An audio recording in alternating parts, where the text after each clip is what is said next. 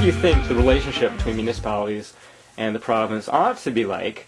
What can the province do to ease these kind of fiscal gap questions that are surfacing all the time? I think two things. One, I think the role of municipal government needs to be more constrained. I don't think it should be out there trying to collect welfare or health care or anything else. I don't think that's a municipal responsibility.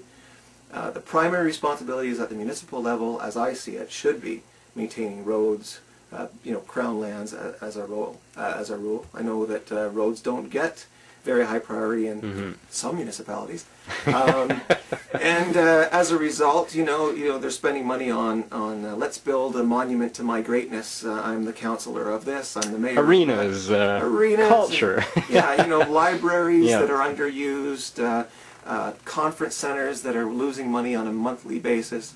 That's not the role of municipal government. I think it ought to be outlawed, frankly. Municipal government should be constricted to dealing with fire, police, roads, and any other concern of a legitimate sort of maintenance and administration role. They shouldn't be making, building facilities. They shouldn't be creating great big taxpayer-funded businesses. That's not their role. And I think you could be working for the London Fog. Each level of government should be generating its own revenues. That way there's an accountability for the taxpayer. The taxpayer knows what was spent by that government and how that government got its money, how much money he contributed to that government so that they could do that thing. Okay. If the municipal governments are being bailed out by the province, by the federal, the lines get blurred. Nobody knows who to blame. And next thing you know, we've got the mayor of Toronto blaming the premier for not kicking enough money into the Toronto kitty. Well, the province is paying for provincial matters. There's no reason why Cornwall should be paying for the TTC, or London should be paying for the TTC in Toronto, the transportation system. No reason at all. I think the only solution is to change the way cities raise their revenues. They shouldn't be getting money from taxing property. They should be getting money from a premium on the existing provincial sales tax. And that way, they let each municipality set its own premium. It has to compete with the neighboring town. If one municipality raises its tax rate too much, the neighboring town says, hey, why don't you move your business over here? We won't tax as much. Oh, a little bit of free market competition between jurisdictions. You got it. All right. Do you think that would actually do it? Would they be able to generate enough revenue to fulfill those responsibilities? Freedom Party's done the research, and it turns out... Sounds like a lot of property, or a lot of sales tax to me. You know what it would be?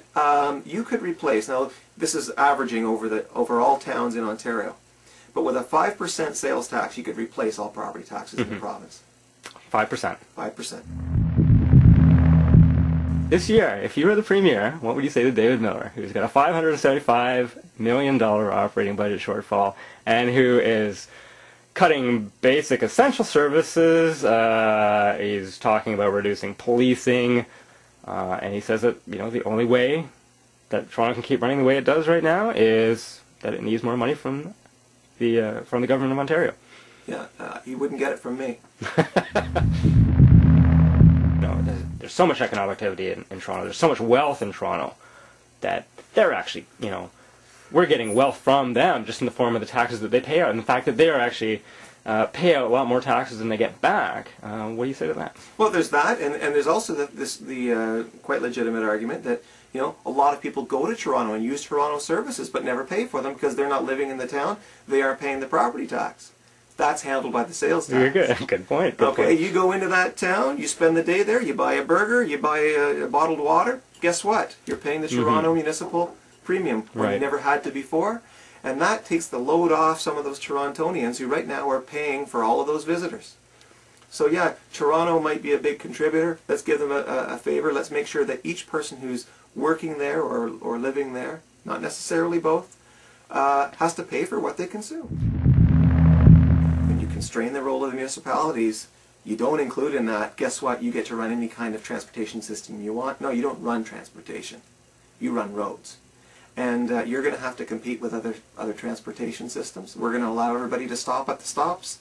I think that way we'll find municipalities the TTC in Toronto, my goodness.